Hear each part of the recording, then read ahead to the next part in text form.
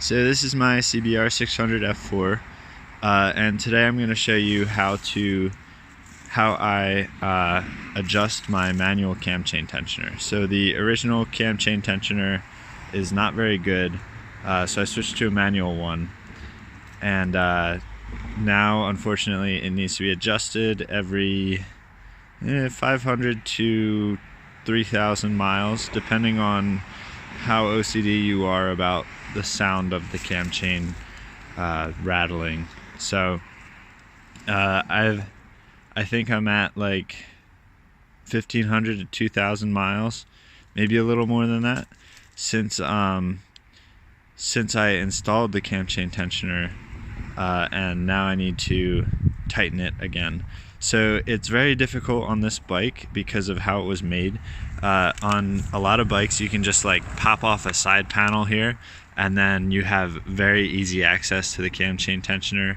But on this bike, unfortunately, even if I take this off, the frame is entirely blocking where the cam chain tensioner is.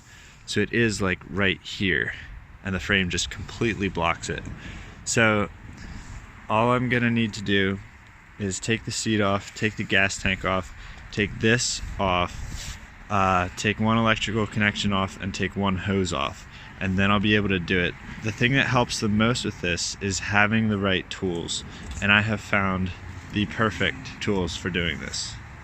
So these are the tools that I use for this.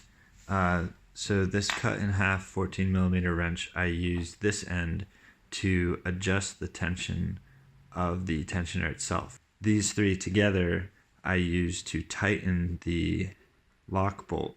And this is really important because I have idled this bike with the lock bolt loose, and you can literally watch that that tensioner bolt turn out, and it turns pretty fast. It probably turns at like 3 rotations per minute. It really helps that this head is adjustable, because I tighten that lock nut on this setting. I don't know if I would actually be able to on this setting, but I tighten it on this one. And then this is the arrangement that I typically have this in when I'm tightening the lock bolt. And this gives me a nice long lever arm where I can really get that lock bolt tight. So that's the electrical connection that you need to disconnect. Unfortunately, I forgot to show the hose, but now I'm tightening the tensioner bolt using my cutoff 14mm wrench. And what I do is I tighten this until I can feel it get a little bit harder to tighten.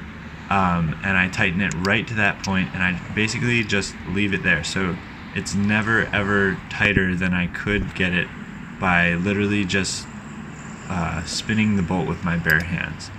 And I experimented with this for almost a week. Of every afternoon when I got home from work, I would fiddle around with this thing. And the place I figured out was like the perfect tension, which is basically no rattle but almost having a rattle, because you really don't want this thing over tightened. I noticed after that much time playing around with it that it's literally like right at that spot where you can feel it get harder to turn.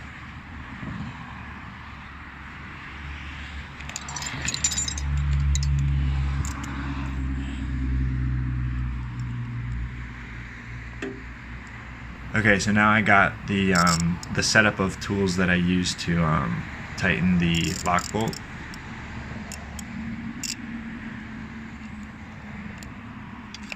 And it's tricky getting it in there.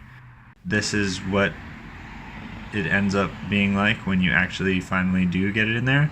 And it's also very difficult to actually get this thing to click, to get it to ratchet, basically.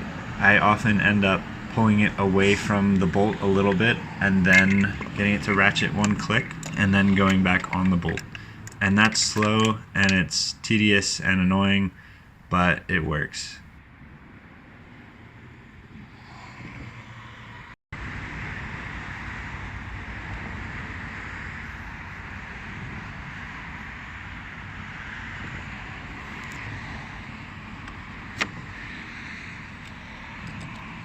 So now make sure you don't forget to reconnect your throttle position sensor and one of the breather hoses, and then you'll be done.